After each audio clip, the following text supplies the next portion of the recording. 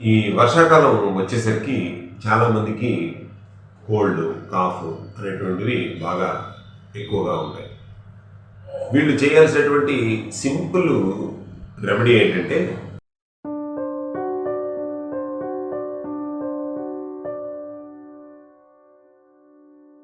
మన పసుపుని అంటే సహజ సిద్ధంగా ఆడించినటువంటి పసుపులో కొంచెం సాల్ట్ను కలుపుకుని గోరువెచ్చని నీటిల్లో కనుక వేసుకుని ఒక గాగులు చేసినట్లయితే, పుక్కిలించినట్లయితే 5 to 10 minutes కనుక పుక్కిలించినట్లయితే ఆ సోర్ థ్రోట్ అనేటటువంటిది, అలాగే ఆ కాఫ్ ఏదైతే ఉందో అది రిడ్యూస్ అవ్వడానికి చాలా మంచి ఫలితాన్ని ఇస్తుంది.